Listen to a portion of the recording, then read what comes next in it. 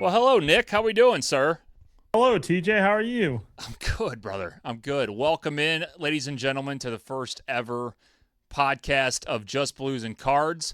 And Nick, we already have a little issue with the cameras. It's just something we kind of What's get. There going we on? go. Oh, we got certain cameras chosen when they're not supposed to be chosen.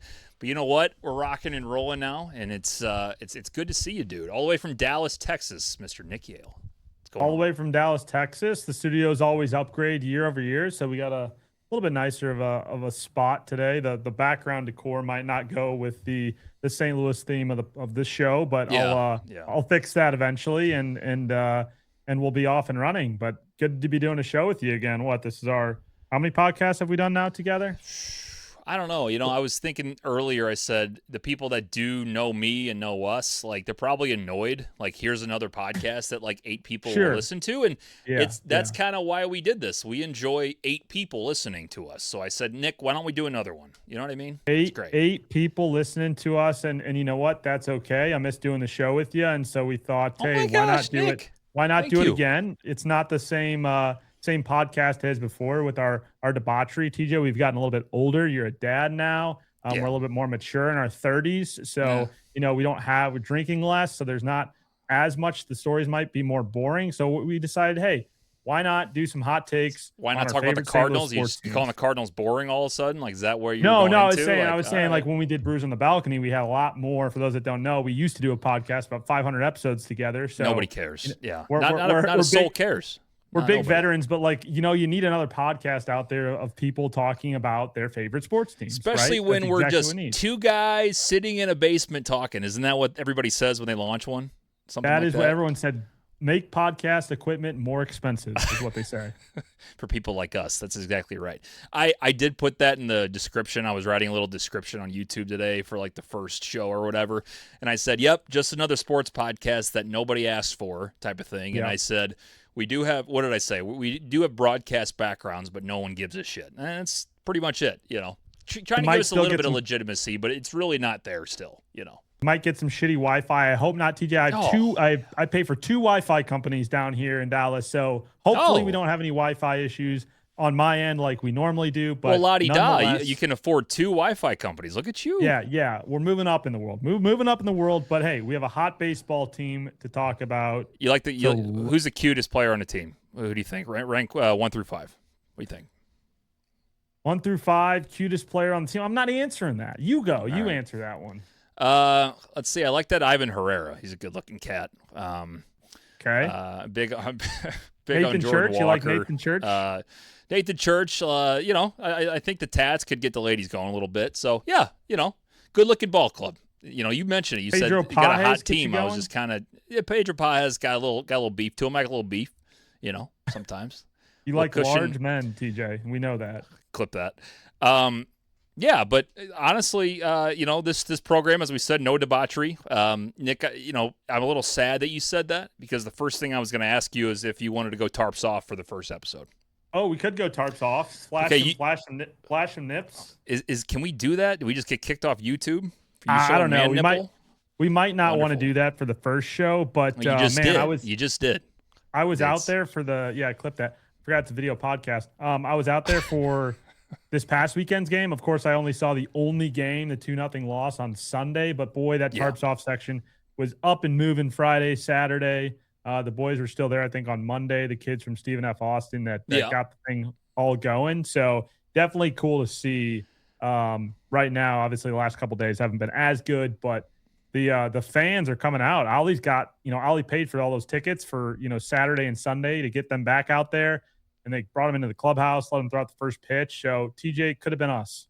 Yeah, it could have been us. I mean, we could have gone nips out for the boys. And here's what I'll say. I think that story is, and Chip Carey talked about it on the broadcast, the great part about that story, number one, getting people at Busch, especially the younger crowd, like you had early 20s guys in college age years, even I think like late high school, like everybody's just coming in and going for it and having fun. And it's like there's just a bunch of these dudes just having a blast. and he was mentioning that a lot of people, especially the younger people, don't really love baseball that much, or there's like I don't know, it's just not connecting like it used to, And so I thought that was kind of an interesting take, because at the same time, you got people coming out and like there's an excitement where it's like not only are the Cardinals going to play better, but what are the tarps off guys going to do? Like, what's the next chant? Like, think about when you go to a high school basketball game and it's like rival versus rival, and they're like saying shit to each other, or if it's a rich kid school, they say daddy's money or something like that. Shit like that is what makes the environment fun. And now you're doing it at a Major League Baseball stadium and on a team that has needed some excitement for a while. You got a good team now. Like I say, good team right now. You have an exciting ball club. And then you got, some people partying in the stands. It's what baseball should be about. I think it kind of matches the energy of what the team has brought so far. I think, it's like, would we have seen that? Would we have seen the team adopt it as much if we had Wilson Contreras, Nolan Arenado, Sonny Gray, some of these veterans still here? I think like the identity of the team and like what Ollie's built so far, especially this year, and a lot of the credit, it's been talked about a little bit on the broadcast, but a lot of the credit's got to go to John Mozeliak, who we love to dog on, but he's the one that built this team and brought all these guys in and drafted them all with Randy Flores and their scouting department. But like the identity of the team is young, and I think it kind of matches that energy that you're seeing right now from the fan base, like B-Fibs, who are, they love the game of baseball, and like, you have tight wads that are all about, oh no, it has to be a certain way. You play the way a certain way, like Tony La Russa old style. And like, I think that transition that Heim and Mozeliak and the team made this year is like, okay, no, we're not only are we going with this new younger youth movement, but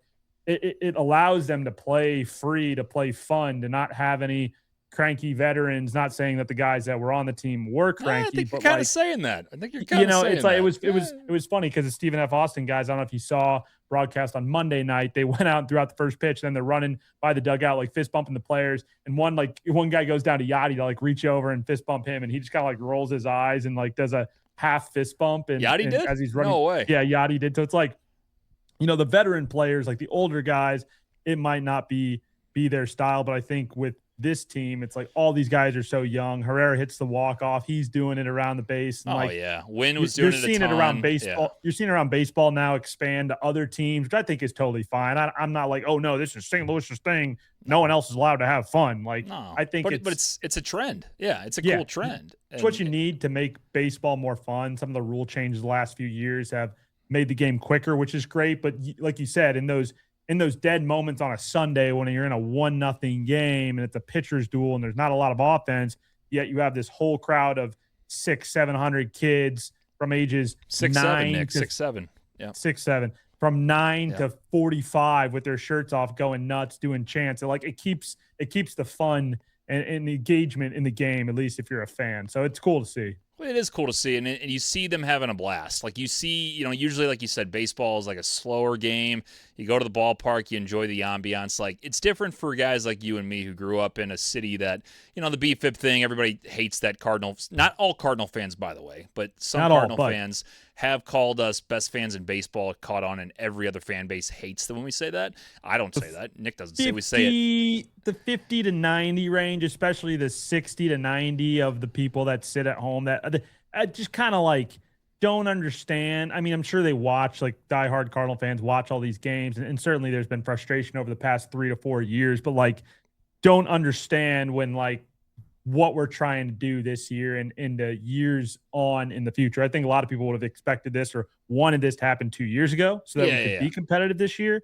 And, but it's like anytime anything goes bad, you could win 7 games in a row and then Graceffo gives up the 2-run bomb and everybody's like, oh, our bullpen fucking sucks. It's like, no, like that game in San Diego and Riley O'Brien blew the save and he threw one bad pitch to Castellanos. It's like, we should have won that game. It was a tight game. And then, O'Brien, one of the best closers in baseball, aside from Mason Miller, comes in, throws a good sinker inside, gets taken deep by Castellanos. Everyone's like, oh, Riley O'Brien's a terrible closer. Why is he in the game? We should have won it. But as you said, like how many games this year have we come back and won that we shouldn't have won like in the past? That's what's been fun about the season. But you think about how many comeback wins have we had? 8 or 9? I mean, it's up you look at that number.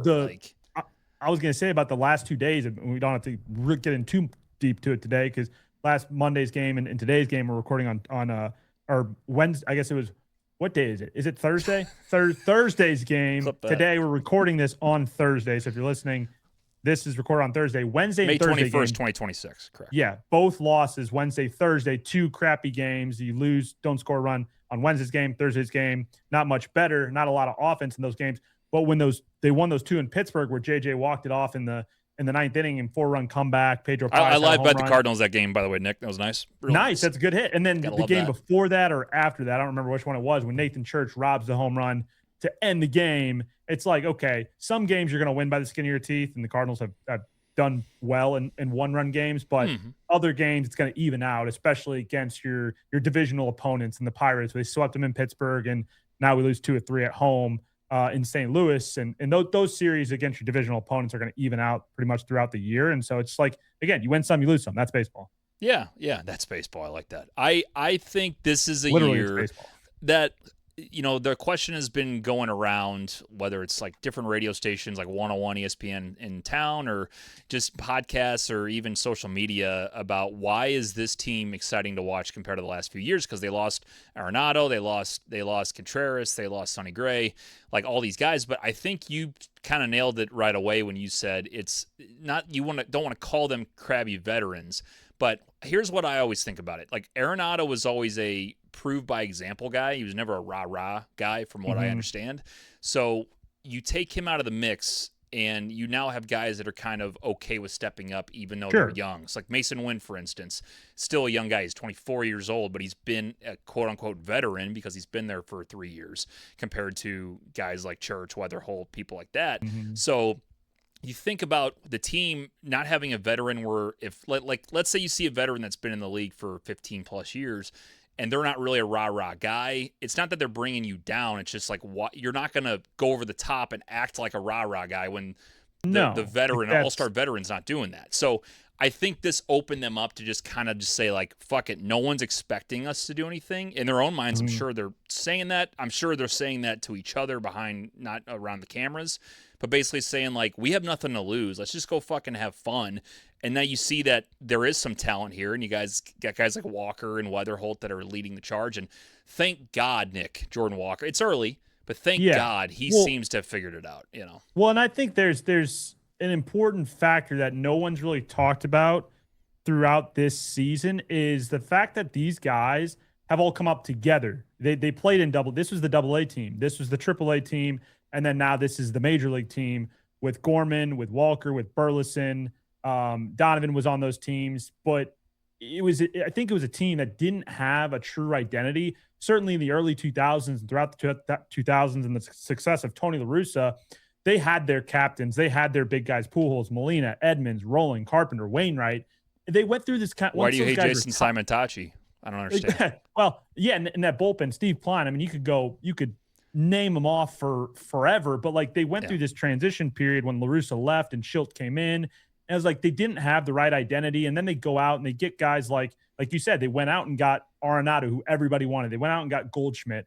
But it kind of made these like factions that, when I covered the team too, it was kind of cliquey. Like you had the Latin players that hung out together. You had like Goldschmidt, Arenado, the older guys that just like didn't, like I said, they weren't anti-fun. They were just all business. They just serious guys. Did their jobs, especially Goldschmidt. And like you saw that with Contreras, you saw that with Sonny Gray, and to all those guys' credit, a lot of people are flacking the Cardinals like, oh, these guys, to their credit, are performing well on other teams. But it was just like the team was, I think someone used the word stale. Like we knew when we were getting Kyle Gibson and Lance Lynn and Miles Michaelis, we're rolling our eyes. We're like, what the heck? What are we doing? Yeah, we're trying to squeak into the playoffs. Yes. Yeah, we're not even like we're gonna put Band-Aids on, and then we're gonna go 85 wins, and we can't compete with the Dodgers and the Brewers and the Cubs. And so now they're like, okay, let's go just clean house. And now we're a $45 million salary. I think we're paying more money than we are to the current salary. And these guys are second, maybe not after today, but second in the NL Central and in contention with the Cubs and Brewers. Certainly they haven't played a lot of games together in the division. A lot of that is coming up the next 2 to 3 weeks as we get the Cubs for the first time, the Brewers. And we're going to kind of see who the cream of the crop is in the best division in baseball. And like, I think the excitement is just like, hey, this is a team that had zero expectations coming into the year there was no pressure on these guys to perform, and that's why you're seeing Jordan Walker start to hit. That's why you're seeing. I mean, you know what you got in JJ. He was a first round pick, 7 overall. He's so fucking patient. That's the best thing I can say about him. Had an argument like, thank God he got injured in college because he probably would have been the first overall pick in that draft. So we got him 7th. Is that correct? 7th. Yeah, we got him 7th. Mm-hmm. Connor Griffin, who they've been playing the last few days with the Pirates, was he 11, 12? He was like that? 6 or 9. He was after JJ, I know, but I just don't know. He was 9. He was 9 then, because I think I saw that graphic the other day with those guys. The first thing I thought, though, Nick, and I know there's people that don't watch every game or like don't even fully pay attention. They're just like, they may see, and I haven't seen any negativity towards JJ, but his batting average is the only thing you can maybe say is low, but he's right around like 247, 246. Here's the thing. Look at the guy's on-base percentage and look at the walks and look at the way he works the count. Like, I know I sound like a fucking baseball purist. I'm really not. Sure. It's just you can see a difference in a kid that is 23 years old and a rookie taking sliders outside and the way that MLB pitchers have all the movement on it, he's so patient at the plate. And it's remarkable. Oh, my God. Yeah. It's every at-bat. He rarely goes after anything unless it's like right in his wheelhouse. And also, he's got, 8 home runs already? I mean, he's not I don't think he was expected to be a big home run hitter, really. You know what I mean? No, I mean, he definitely has power, but like that, again, not to beat a dead horse, but credit goes back to Chaim Bloom. And I think how the Cardinals handled this whole transition of Mozeliak leaving and Chaim coming in is like, hey, Chaim is going to be the GM in waiting or president of baseball operations in waiting. And when he was doing that the last couple of years, he's been overhauling the player development down in the minors, the technology, just like getting up to speed with like what baseball today requires. I think that was something that St. Louis has always kind of struggled with because they have this core identity of the rich history of the team and the city and everything is around baseball, like OG traditional ways. But like the times are new, like there's new technology, there's more coaching staff, there's specialized coaches for each one of these guys. And, we'll get to the money thing later. I think that's something where Bill DeWitt III and co are going to get a little bit better over the next couple of years after the new CBA comes in play, where they will go out and start spending a little bit more for guys. But like right now, it's a big credit to player development. It's a big credit to Brant Brown. The hitting coach has done a great job to finally, because like they messed up Jordan Walker and then they fixed him. And like it was one of those things. So far, it's early, but like right now he looks so confident. Like it's just such a difference. It's crazy. TJ, it is night and day. I watched these games last few years of watching Jordan Walker, watching him in his first season when he came up. He's only 23, right? So, like, he was a mess last year. And this year, similar to JJ, laying off, not all of them, but laying off some of the sweepers away that would used to get him, the changeups low underneath the zone. And, these guys they're not pitching him inside. Like, they're throwing balls away off the plate, and he's still hitting them for home runs. So, you would like to see that with Nolan Gorman too, but I think you kind of know he's more of a boom or bust guy. I think he's either kind of like Kyle Schwarber with less home runs. He's just home run or strikeout, and you're going to get a lot of strikeouts. And I always compare him to and lesser home run numbers, and he's obviously younger. But Adam Dunn, remember Adam Dunn with the Reds? Oh yeah, home run or strikeout. That's what he was. But guys like JJ, being at the top of the lineup, they needed a leadoff hitter. You're getting Nootbaar back here pretty soon. Walker's a true middle of the order guy if he stays healthy. Burleson's a middle of the order guy. Like the positional guys, they have help. There's definitely holes. Center field, Victor Scott struggling quite a bit. Nathan Church is like up and down. Like, is he a full-time left fielder? Probably not, but he probably takes over center when Lars comes back in 2 weeks. So like they have pieces. Like that's the great thing about it. What they lack and what they did a lot in the offseason was get pitching, and that's still where they need the most help. For sure. Nick, I'm glad you brought up position players because I'm going to put together a little exercise here. I'm going to give you a little homework. Like, do you call it homework? All right, I'm down. Let's see it. I don't know if you call it homework if we're doing it live, but I'm going to call it homework anyway. So you can see the board up here. What we're going to do is put together the lineup that we'd like to see. So there's guys sitting there in AAA. Turn it up in Memphis right now. You talk about Blaze Jordan, you talk about Joshua Baez. There's a few guys that are hanging around. So what I want to do is current roster of minors and majors. You can't, no trades or nothing, but out of the people that are in the organization, who would you most like to see at each position? I'll go through mine real quick. I like Herrera catching. Here's the thing. I know they say he can't catch all the time. He looks pretty damn good to me. I don't know Yeah. what the deal is, and also if he does catch full time or most of the time, he's one of the best hitting catchers in the league, if I'm not mistaken. Sharp on ABS.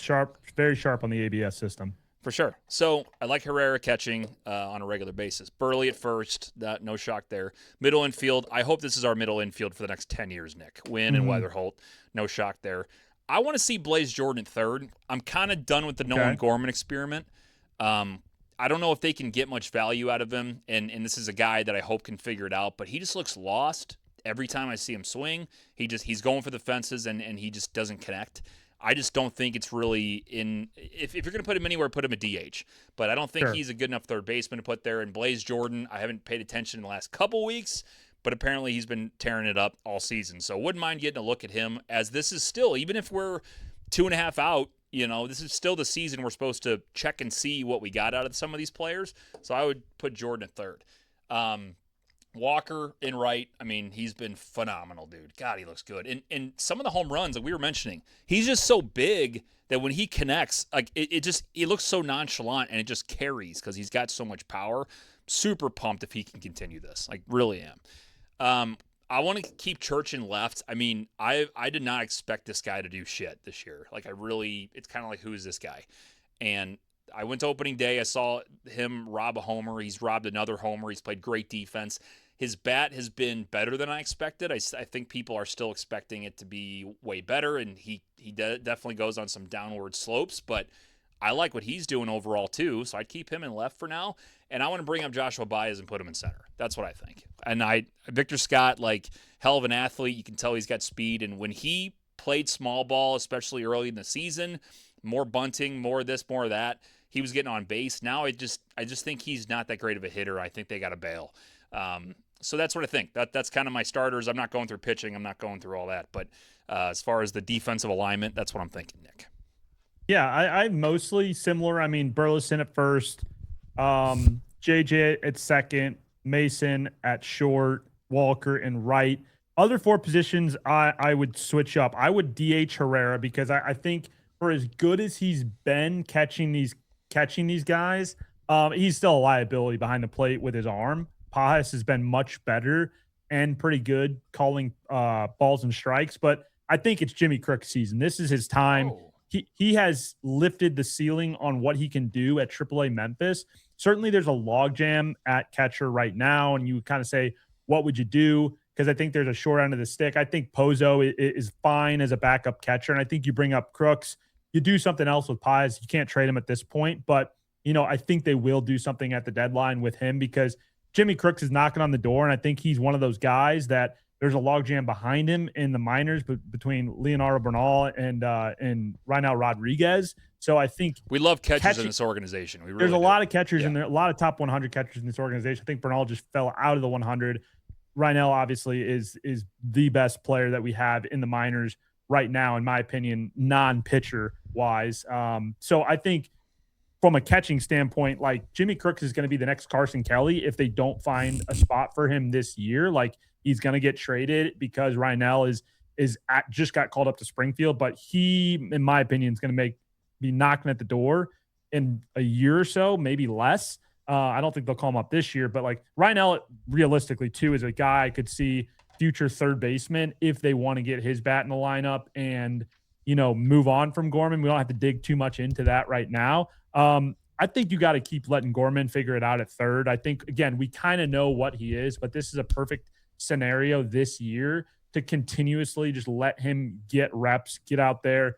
And at the end of the season, if he doesn't do anything, like, you can cut him. But like, right now, this team is not ready to compete for as well as they've played.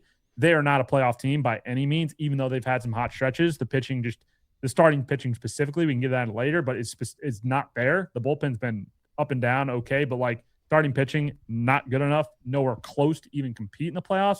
So I think you leave Gorman at third. Like, that's what let him figure it out. And again, you at least have something to show. Say, hey, we gave you the whole year this year, buddy. If you didn't figure it out, fair, we'll move on. It's and fair. Again, he's going to give you some pop from the left side, which I think is they have a little bit in Burleson and Weatherholt, but it gives you that even balance throughout the lineup. Center field, I think you move Nate. I think you move Nathan Church over there for now, depending on what Lars Nootbaar does, because he's going to be 2 weeks away.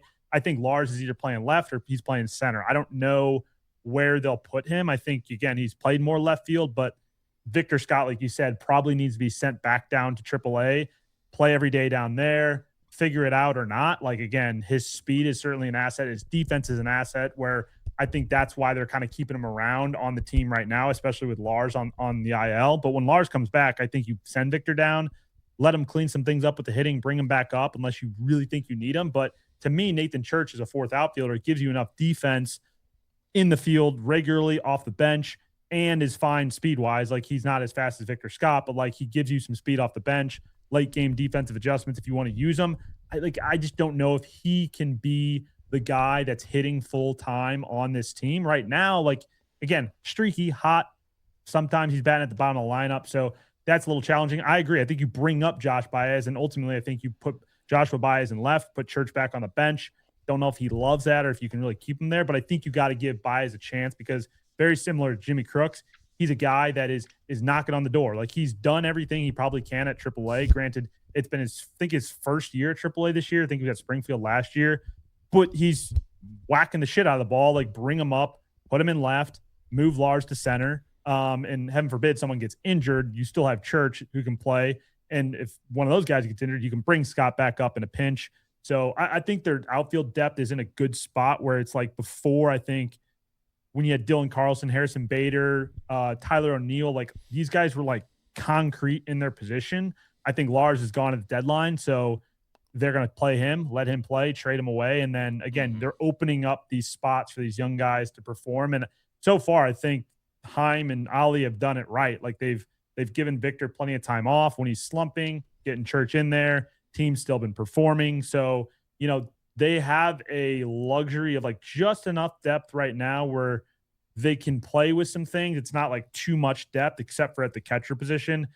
Moves will have to be made, because Pages, Pozo, those guys aren't long-term for us. One of those guys is fine as a backup, but in my opinion, Herrera's full-time DH, and this is Jimmy Crooks' team. So that's just where I think they're at right now, long-term. Like, if you trade Jimmy, it's Reinell's team long-term at catcher. He is money behind the plate, throwing out runners, and he's a power bat. So they just want to protect the health of their catchers, and surplus of catchers is always a good thing. I guess. I mean, we can't put him anywhere. That's the thing. Like, I do agree. I changed mine to Jimmy Crooks because I really didn't know how much better of a catcher he was than Herrera. I think Herrera's been fine defensively. I haven't paid that much attention. Good at calling balls and strikes, and he's really good at ABS. Like, that is definitely an advantage. Right. But teams haven't quite started to exploit it yet, because they've been throwing Pages more this year. But it's just like Pages' offense isn't consistent enough. Herrera's bat has to be in the lineup every day, and they want to keep Herrera healthy. Like, if you're expecting Herrera to do what Yachty did and take 130, 140 behind the plate a season, that's just not realistic. Like, and he's going to get injured, and then you have a bat out of the lineup. So to me, it's like Herrera's a little injury prone. Here's what I'll say, though. He's one of those guys that he's a very good hitter, but if he's not a catcher, how much of a good hitter is he? You know what I'm saying? Like, a good hitting catcher is so much more valuable than a guy who happens to DH and catch sometimes who hits like him. Like, he's very good, but he's not, like, I don't know. Like, let's say he's an all-time left fielder. Like, is he a dominant hitter? No, not by any means. I just don't know that his defense is good enough to put him elsewhere. I think the thing that they are going to do, and probably you'll see later this season, again, Pages is a big question mark, but like, you could split 50-50 or do 3 with Jimmy, 2 with Ivan, which is what they've been doing. Ivan's been catching 2 times a week, Pages the rest. Like, you could just slot Jimmy Crooks into Pages' spot, keep Pozo on the bench, because Pages is more valuable than Pozo in terms of an overall catcher. I mean, he can get banged up behind the plate, calls a good game, throws out runners, and his bat is like fine. It's probably a little below average for a catcher, but if someone wants a backup catcher, he's a solid backup catcher.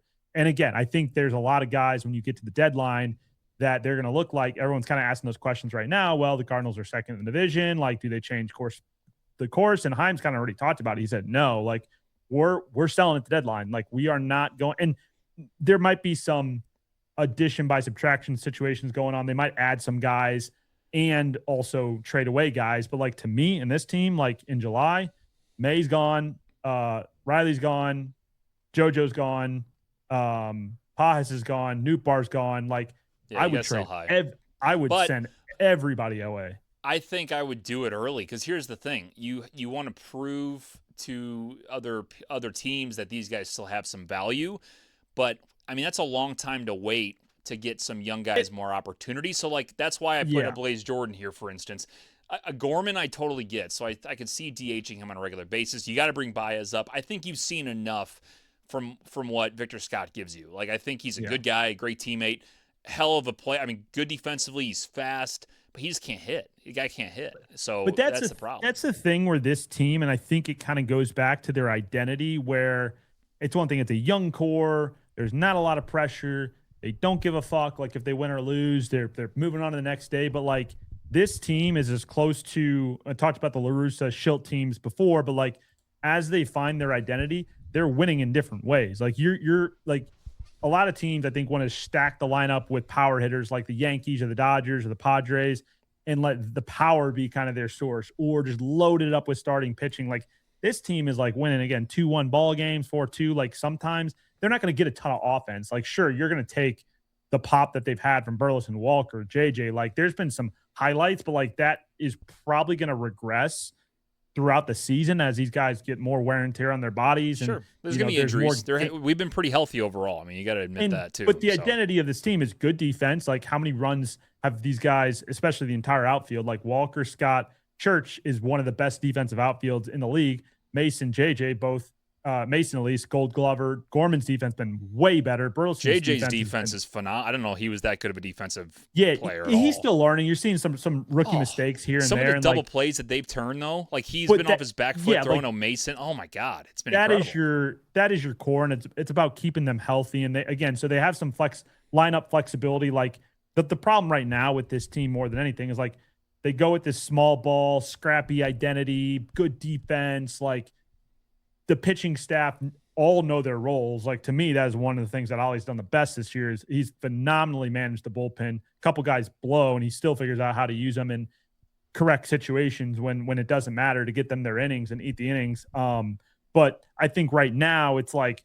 the bench is awful. Like the bench sucks. You get nothing. Fermin and Like, who's the guy from the Astros Fermin and we have? Pozo are fun vibe guys to have on the bench, which is definitely an important part of the clubhouse locker room identity. But like, I'm fine with Fermin. I'm fine with Pozo. Prieto, you know, he just came up. We don't really know. So JC, awful. Is JC seen enough? Yeah. Urias got hurt, but like Urias is, but you know what Urias and Fermin, like those, you know what those guys are. Like they're just Urias old veterans that you're throwing in there. Yeah. Yeah, like, and you're carrying 3 catchers, so it kind of like you get jammed up with one spot. Like one of those 4 outfielders isn't playing every day. Like especially when Nootbaar comes back. Like I think that's the moment Victor Scott probably gets sent down. See, I think the Nootbaar thing too, man. I think we've seen plenty of Newt, and I know we haven't seen him this year, but like I've been ready to get rid of him. Like at the same time to get rid of everybody else.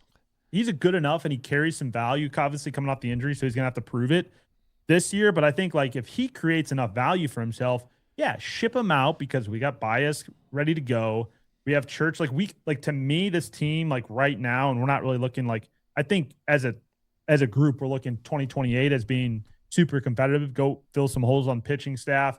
But third base and left field or center field, I think you need an outfielder. You need a third baseman, probably. So it's like it has holes even for as good as the team is, but we're going to know those answers by the end of this year. We're going to clear out some more roster spots of these guys that are having expiring contracts too. So yeah, for sure. But I think there is a spot where I think I would have a short leash on Newt because he's been around a long time and he's been injury prone and he really hasn't been that great when he's out. Like he's fine and he's fun, but take the fun part out of it. I'm talking about just statistics and putting the ball in play. And he's really hasn't been great. So my thing is, you know, you say 2028 because of their success. And I know it's early. Like I've listened on 101 every morning, and they've been saying like it's kind of crazy to see that the team that we've been bitching about last year had the same-ish record at this time than the team does this year, and there's way more excitement. So things could change quickly. But what I'm saying is this seems like the year that you really try everything. Like, let's see all of these Yeah. guys. Like bring up Baez, bring up Blaze Jordan. Like, because for instance, I think Baez is obviously highly touted compared to Blaze Jordan. So that tells me bring Jordan up. Like, what are you gonna like? Why worry about Sajacy? Like, let Sajacy go down to Memphis, bring Jordan up, throw him in there, and see what he does. You know, The biggest thing I think we have to worry about is 40-man roster spots. I don't know who has a 40-man roster spot. I know Baez does not, and Jordan might or might not. So it gets a little tricky, and I think you'll see more of that. Like you're saying, some of these like crazier moves later in the season when lineup expands in August or September. Also, when some of these guys inevitably get traded away at the deadline, I think that's when these guys will start. Because at the July deadline, you still have all of August, all of September to really start to see of these guys that have had 4 months at Memphis come up, kind of take those spots, maybe solidify their roles in certain ways at the deadline and beyond without that pressure of saying, hey, we're going to be a competitive playoff team. Because I think, again, like we've seen before, the longevity of this team, like any playoff team, is dependent upon pitching. And this starting pitching staff just is not it.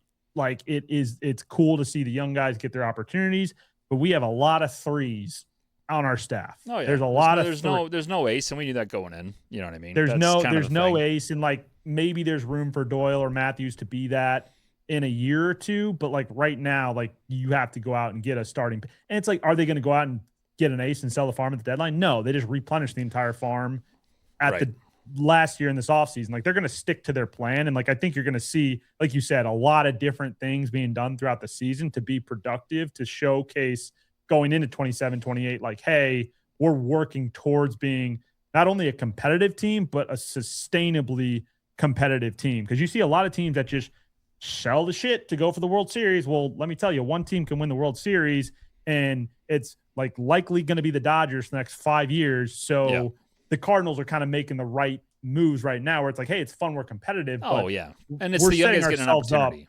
We're setting ourselves up for long-term success, because some point the Dodgers empire will crumble. We need to be ready when that time comes, even if it is a decade from now, 5 years, decade from now. Like, this team can be competitive, do the right things, and still be within what the budget of what the management and team want, right? Like, I think that's another factor that no one really thinks about. It's like, oh, go out, spend $50 million of somebody else's money to go. Yeah, like that's easier said than done, but you're a small market, and like, come on, like you got to be realistic here. A lot of things to think about. Nick, you guys are doing pretty good. You can't float the Cardinals $50 million to go get a pitcher or something? I just wish Cardinal fans were a little bit more, fans in general. We're obviously fanatics, right? But I wish fans in general were a little bit more realistic about what these teams go through. Like fans think it's like, oh yeah, let's just do this, and boom, we fix the team. Like, we could sit here on this podcast and it's simple. Fix the Cardinals in 20 minutes, but there's a lot more that goes into it. And it's just like, be realistic, not to use the word that Mozeliak hates loves, because I hate the word patience, but like, if there's a time, be patient. Yeah, this is the year to be patient. Before, when you're like, I'm not really gonna be patient about Lance Lynn or Kyle Gibson or Miles Michaelis, no offense to any of those guys, but like aging veterans are not what this team needs. They need to stay young and take the youth movement. Every B-fib understood what's actually happening, they wouldn't have enough ammo to go on Twitter and bitch. Like, what are we talking about? That's their whole life. I'm not sure that Ollie and Heim and the rest of the front office is going on Twitter and reading everybody's tweets. But really, I was an Ollie hater a few years ago. I didn't know if he had the chops to be a manager. I'm all in on him this year. Love him. I think he's finally figured out how to manage his own style of baseball and do it in the right way. He's not a bullshitter either. He'll literally come out there and say, "This is what I'm doing. Ask me any question." And he's doing the fun thing, like even bringing the kids down, the Stephen F. Austin kids down in the clubhouse, like appreciating the difference around the game. And like he's done such a good job with media, with the fans, of like putting himself out there. I think that's a lot of times managers will hide behind, their role or be short with the media, kind of like Tony La Russa was, no nonsense. Like, again, old school. But Ollie's new school, got backwards hat. I know you hate it, but like he's out here doing pretty much every radio show, every interview, whether the team's winning or losing. He's being straight up. Heim's doing the same thing too. I credit Heim because he's done a lot of media. It seems like more than Mozeliak's once or twice a year that we would see Mozeliak. So it's nice and refreshing to see that they're being transparent with the direction that they're going and they're backing up what they're doing, right? Yep. Like that's Moselak's always been kind of short before him. You never knew what the hell we're going one way, then another way, and like we're trying to compete, win a World Series, but like Band-Aids, that's what it was. We're not making investments. Like you're playing the middle, and that's where you get fucked. So yep. 100%. All right, guys, that's going to do it for episode 1 of Just Blues and Cards. Appreciate it if you guys are St. Louis a lot sports of Blues fans. Today. A lot of Blues talk today, if you can tell. Nick, give me a Let's Go Blues. Let's go Blues. There we go. Covered the Blues today. We named the show so that we could talk about both or either, but the thing is, if there's nothing going on in the world of the Blues, Nick, and there might be. I'm not paying attention enough, and there hasn't been anything new era. big Hey, enough. new era. Very similar to the Cardinals. Blues getting a lot younger. Couple draft picks. Alex Steen era now. No more Doug Armstrong. So what do you like about Alex Steen, Nick? Is he big for you? I'm big on Alex Steen. Again, I think he's going to take, like Dougie did great, got us our Stanley Cup, but it was time for a refreshment, time for a change. Alex Steen's going to give that to us. There you go. I'm excited about it. Well, we'll have Blues talk when there's something to talk about, especially when it's in season. Cardinals talk. We're kind of this show has no plan. That's exactly what we want. We're just doing a podcast again because we miss each other and want to bullshit about our team. Don't say miss each other, but we enjoyed doing the program in the past, and more Nick's importantly, like, just hang gotta out. Talk to you, dude. Come on. Because now we get to talk once a week and normally be like talk once every 4 months. So there you go. Yeah, it's gonna be better, and we will say at least once a week. I mean, that's the plan. But if there's bigger stories or we don't have a plan, it's just kind of the way it is. TJ's got a couple kids. I travel a lot for work, so we'll make it work. Though we're a little busy. Maybe we can get some what is it? Like a guest host, Nick. You got any guest hosts in mind? Maybe get Matt Holliday on the program or something. Ooh, that could be fun. Yeah. Jimmy the Cat Hayes. They do a great podcast Cat. themselves. They do a great podcast themselves. Him and Lance Lynn and Matt Kyle the Bat. Gibson. Yeah. Yep. There you go. That's a good one. Yeah, I think that's a good idea. I think we can say once a week, but we're not going to plan what day. If you guys want to follow along, appreciate it. You can subscribe on YouTube or on Facebook and Instagram, and basically you go to the website, justbluesandcards.com, justbluesandcards.com. We also have a voicemail number, Nick, so if you guys want to leave hot takes. Oh, my gosh. You disagree with Nick's take on putting Gorman at third for the rest of the season? Let us know. Again, it's justbluesandcards.com. Nick, any last-minute thoughts before we wrap this one up? Oh, man, loves the Tarps Off section. I'm glad that's staying permanent. Shout out to Ollie and the team for supporting that, and the fans from Stephen F. Austin for getting that stuff going. A lot of fun going on with the team right now. They're young. They're hungry. They're younger, as Victor Scott said last year. So exciting to watch. I'm watching every night, and it's just refreshing to see a fun team out there. So go Cards. Absolutely. All right, guys, appreciate it. We'll talk to you soon, and see you on episode number 2. Take it easy. Peace.